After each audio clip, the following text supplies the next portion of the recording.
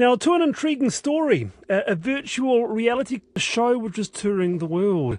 British transmedia artist Simon Wilkinson has brought his theatre performance to Dunedin, and in a world first, a virtual reality experience to complement the show. It's based on quite a remarkable and rather chilling story. Probably best to get Simon to explain it. He's with me from Dunedin. Simon, good morning to you. Hi there. A transmedia artist. Explain that for us a bit. Well, it probably means I couldn't make my mind up when I was first deciding to be an artist. I was working with music, I was working with film and various other things. And then gradually I started to combine them all into one thing. So transmedia really means one piece of work which is across multiple platforms. So on film, in performance, in virtual reality, music, and so on and so forth. And that's how my work's ended up being, particularly in the last 10 years or so. Now, this story here, tell us the story behind your show about these children who disappeared. It's a heck of a story. So when I was 13 years old, my grandfather gave me a magazine which was called Mysteries of the World, and there were a lot of magazines like that when I was a kid, like The Unexplained and so on and so forth. It was very typical of those type of magazines, full of strange stories of bizarre phenomena from around the world, and this particular story was in there and really captured my imagination as a kid. And it was the story about how in 1959, in a very small town called Albion in Idaho, in America, 8 college kids, all aged about 17, 18, went on a school trip one day with their science teacher, and at the end of the day they didn't come back. And they never came back, and it's never been adequately explained. And the bit of the story that makes it so intriguing is that obviously everyone was looking for them. The media were calling for people to look for them. And 2 weeks in to their disappearance, somebody discovered their school bus in the north of Idaho, about 10 miles into the Great Basin Desert, down a dirt track. It had been set on fire and destroyed. And not far from there, they found a black wooden shack, which was sort of cube-shaped, inside of which they found 8 letters, each one written by the young people to their parents, trying to explain what had happened to them and saying goodbye. And very strange letters they are. And that's what forms the basis of the story. Oh, my goodness. goodness. Only thing that anybody knows. Yeah. That is chilling. Yeah. Yeah. 8 high school students go missing with their teacher, Great Deep Basin Desert, Yeah. a burnt-out bus, a shack with letters. Yeah. And I suppose the conspiracy theories flowed. Yeah, and there's a question for me, when I read this story as a kid, the question is this true or is this not true? And there's a curious thing that I wanted it to be true.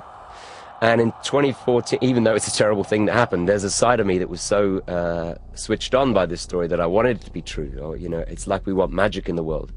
In 2014, I got a commission in Australia for Federation Square in Melbourne to make a piece of work which was beyond the bright black edge of nowhere. And in researching it, I found a museum that held the 8 letters. And after quite a lot of persuasion, they actually didn't want me to do it at all. I was able to persuade them with certain caveats that I could get access to the letters and then tell the story. Wow. Give us an example of what one of the letters said. What sort of things did they say? So they were in a class, and 8 of them were held back as the best students, and they were told by the teacher that they were going to do a special project, and that this involved a school trip. And but they weren't told what that was or where they were going, and they went. It was something like a week later. They met in the car park at the school in the morning and went on this school bus, and they went into the desert. And I'm not going to give too much more away, but all I'm going to say is that the letters become more and more bizarre and abstract as they go through. And actually, it's very difficult. One of the caveats for telling this story is that I wasn't going to impose any kind of narrative on top. Actually, the magazine I read when I was 13, had all these supposition of alien abductions and stuff like that, and that had upset the people who held the letters because because that's not in the letters at all. And so one of the caveats was that I would just use the letters themselves as the storytelling tool, and not impose any narrative on top. Yeah, are they long letters? Are they what, 300 words long? Are they a couple of pages, or what? I mean, they are ranging from. So I've got 2 shows here. The Cube, which I'm using the shortest letter, which is 14 pages long. 14 pages long for the shortest letter. Yeah, and the other ones range up to about 20 pages. So they're not all exactly the same. Like the story isn't consistent entirely throughout. But what is interesting for me as a storyteller is that you can feel the character of those people coming through the letters they write, which is one of the basis, particularly with Beyond the Bright Black Edge of Nowhere, which is a longer show. That it's those bits of the letters where I can feel their character coming through that I wanted to use. Good grief, just giving the chills actually just thinking about the story. So, Beyond the Bright Black Edge of Nowhere, where's the name come from? It's a phrase that's in more than one of the letters, but it's a phrase that really struck me as being something that in some way described how I felt about this story, that it was beyond rationalization. Oh, this is too creepy. This is beyond, David. Did all this happen? Did it all happen? Something happened, and that's a question for me and for my audience is really, how do you make sense of this? But also, it struck me when I was thinking about, before I made it, I did a lot of thinking about it, because it's very difficult to really filter this down into something that's going to make sense to people, and maybe it doesn't make sense. Probably doesn't make sense, to be honest. But the thought I had was that actually we know that actually there's never one side of any story, and that we tend to, as human beings, impose narratives on things from our own perspective and see it as truth. And it struck me that this story is a good metaphor for the fact that actually this story is hard to rationalize, but so is everything. And we should question how we rationalize things, or how other people rationalize things for us and present stories to us. And so that's the sort of subtext that I was exploring when I was looking into this. You've got me intrigued. So, what goes on in the cube, Simon? So, in 2010, I made a piece of work which was using a sort of piece of technology which was not quite virtual reality, but it was nearly there. And it was a piece of work that did really well. It went all around the world. And then in the last 2 years, all this technology like the Oculus Rift and the HTC Vive, these headsets that are coming out for consumers, became available. And I decided it would be really interesting to take what I knew about telling stories in that medium and put the audience inside the character. So the audience is looking out through the eyes of one of the people who are missing. They're hearing their own voice reading the letter, and they're seeing an interpretation of the what's being read around them in 360 degrees. And there's a lot of talk about VR at the moment, virtual reality, yes. and actually there are two distinct types. One is 360 video, which is like a screen that's wrapped around you, and it's not interactive and you can't walk through it. But what we're using is games engine based, we call it volumetric virtual reality, which means that you can move through it. So you can move your head about and look underneath things and so on and so forth. And so that's what we're using. It's quite an experience. It's been, I think this is the 14th country it's been in this year. And universally, wherever it goes, this, obviously everybody's amazed at virtual reality itself, but it's also a really good way to tell this story. It's another track on the story, if you like. Got a quote here. An audience member finds themselves in a new world, sitting at a table across from a stranger in a black cube deep in the Great Basin Desert. The date is November the 8th, 1959, and they are one of the 8 who disappeared. They hear their own voice reading a letter, recounting the sequence of events that led to their disappearance and attempting to understand the question.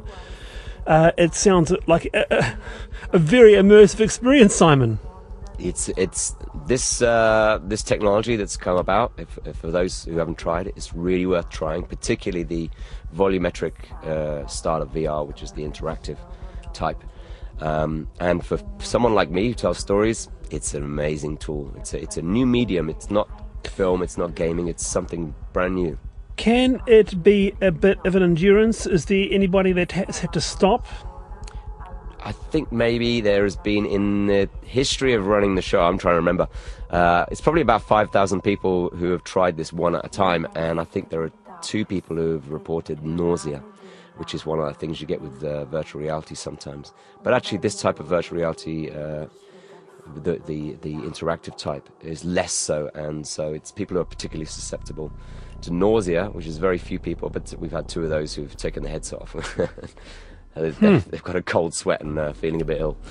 And perhaps even more creepily, each participant in the cube is given a letter to take away with them. Yeah, they're given a copy of one of the letters to take away with them, so that they can you know, I felt like if they're going to play the character, then they needed to have a moment with themselves with that character as well. And so they take a letter away, and what you see when people come out is they're sitting around with the letter, they're reading through it, and often they're sitting there with their smartphone also searching for what information there is on the internet about this. What an extraordinary case. Yeah. 14-page letters. Yeah. People disappeared. Does it still maintain an interest internationally? Yeah. I mean, wherever, actually, there's not that much information about this story out and about, and that's partly because the museum who have the letters, initially people were allowed access to it from articles, but they didn't like what was happening with those articles, which is why they were so strict with me about what I could and couldn't do. So actually, there's not that much out there. There are a few websites and things, but wherever I go, there's a lot of interest, in this, and it's an interest which is prolonged over a period of time, because people end up then going and... I mean, what I've done with this story is that I've been faithful to the letters, which means that I'm not telling the whole thing. There's no satisfactory end to this story. So people go and seek out more and go online, and we know that people do that, and it's the beginning, in a way, for them of the story when they come to the shows. Wow. Looking forward to hearing more about it. I hope I can get to Dunedin and check it out myself. Simon Wilkinson, thank you very much for your time. It runs Tuesday the 4th to Friday the 7th of October in Otago Museum's Hutton Theatre, starting at 8 p.m. And the Cube is already up and running and also goes through to October the 7th. It's all part of the Arts Festival Dunedin.